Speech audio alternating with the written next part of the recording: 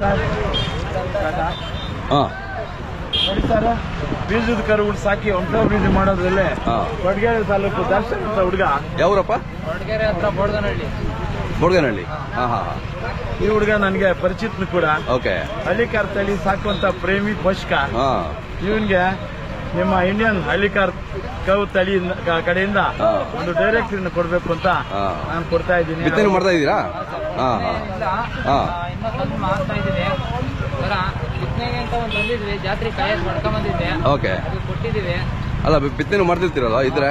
ಇನ್ನ ತರ ಬಂದಿಲ್ಲ, ಇನ್ನೂ ಚೆನ್ನಾಗಿರೋ ತರ ಅಂತಿದ್ದೀವಿ. ಇದೀರಾ? ಓಕೆ.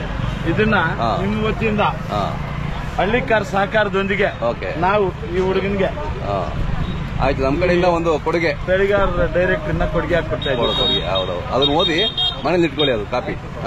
ಓದ್ಬಿಟ್ಟು ನೆಕ್ಸ್ಟ್ ಟೈಮ್ ಬಂದಾಗ ಹೇಳ್ಬೇಕು ನಮ್ಗೆ ಅದ್ರಲ್ಲಿ ಏನಿದೆ ಅಂತ ಬಿಟ್ಟು.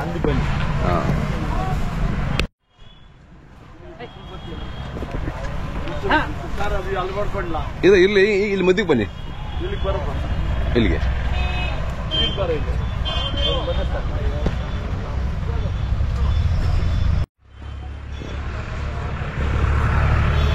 ಇವ್ರದ್ದು ಕೂಡ ಬೋಡ್ಗನಹಳ್ಳಿ, ಕೊಡಗೇರಿ ತಾಲೂಕು. ನಿಮ್ಮ ಹೆಸರು ಹೇಳಿ? ದರ್ಶನ್. ಇವರಿಬ್ರು ಅಂತಮ್ಮಂದ್ರು.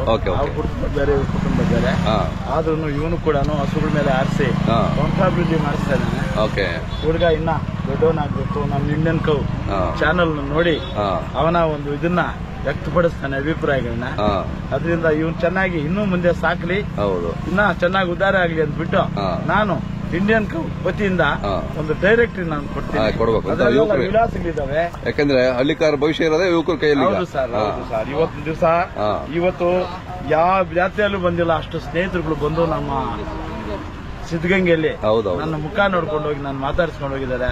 ಅವ್ರನ್ನ ನೋಡಿ ನನಗೂ ಆನಂದ ಆಗ್ಬಿಟ್ಟಿದೆ. ಖಂಡಿತ.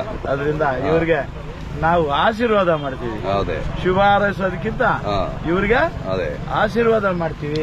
100 ವರ್ಷ ಚೆನ್ನಾಗಿ ಬಾಳ್ಲಿ, ಬಸಪ್ಪನ್ನ ಚೆನ್ನಾಗಿ ಸಾಕ್ಲಿ ಅಂತ ಈ ಡೈರೆಕ್ಟ್ ಕೊಡ್ತಾ ಇದ್ದೀನಿ ಸರ್. ದರ್ಶನ ಎಲ್ಲ ಓದಿ ಒಂದ್ಸರಿ ಏನಿದೆ ನೋಡಿ, ನೆಕ್ಸ್ಟ್ ಟೈಮ್ ಬಂದಾಗ ಹೇಳಿ ಹೇಗಿದೆ, ಅನಿಸ್ತು ಅಂತ. ಆಯ್ತು.